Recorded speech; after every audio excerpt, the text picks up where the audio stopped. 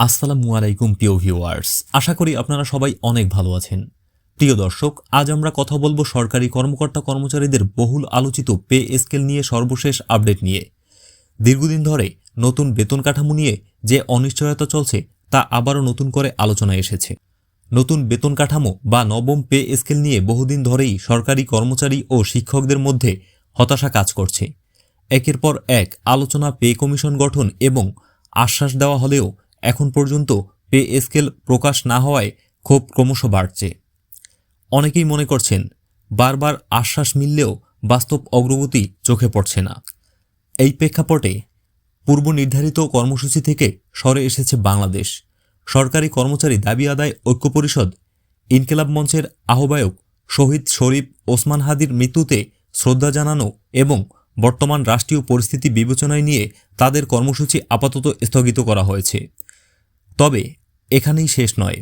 সংগঠনটির পক্ষ থেকে জানানো হয়েছে আগামী শুক্রবার ২৬ ডিসেম্বর নতুন কর্মসূচি ঘোষণা করা হবে। এই সিদ্ধান্ত জানানো হয় শনিবার ২০ ডিসেম্বর জাতীয় প্রেস ক্লাবে আয়োজিত এক সংবাদ সম্মেলনে। সেখানে বাংলাদেশ সরকারি কর্মচারী দাবি আদায় ঐক্য পরিষদ ও এর ব্যানারে সংগঠনের শীর্ষ নেতারা উপস্থিত ছিলেন।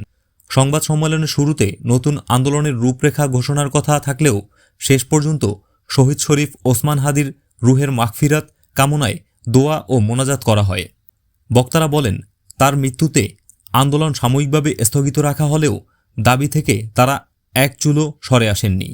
সংগঠনের নেতাদের স্পষ্ট দাবি, আগামী ৩১ ডিসেম্বরের মধ্যেই বৈষম্যমূলক নবম পে স্কেলের সুপারিশ সহ গেজেট প্রকাশ করতে হবে।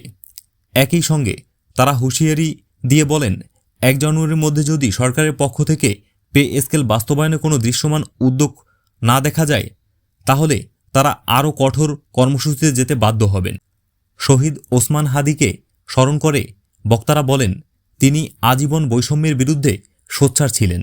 তার দেখানো পথ অনুসরণ করেই সরকারি কর্মচারীরা কর্মক্ষেত্রেও বৈষম্য দূর করার আন্দোলন চালিয়ে যাবে। এই সংবাদ সম্মেলনে ঐক্য পরিষদের মুখ্য সমন্বয়ক ওয়ারেস আলীর সভাপতিত্বে সংগঠনের শীর্ষ নেতারা উপস্থিত ছিলেন। পুরো বিষয়টি বর্তমানে সরকারি কর্মচারী মহল নতুন করে আলোচনার জন্ম দিয়েছে। তো ভিউয়ার্স, এই ছিল পে স্কেল নিয়ে সর্বশেষ আপডেট। যদি আপনাদের ভিডিওটি ভালো লাগে তাহলে অবশ্যই একটি লাইক দিবেন, বন্ধুদের সাথে শেয়ার করবেন। এ ধরনের গুরুত্বপূর্ণ আপডেট নিয়মিত পেতে চাইলে চ্যানেলটি সাবস্ক্রাইব করে সাথেই থাকবেন। দেখা হচ্ছে পরবর্তী ভিডিওতে। ততক্ষণ পর্যন্ত ভালো থাকবেন, সুস্থ থাকবেন। আল্লাহ হাফেজ।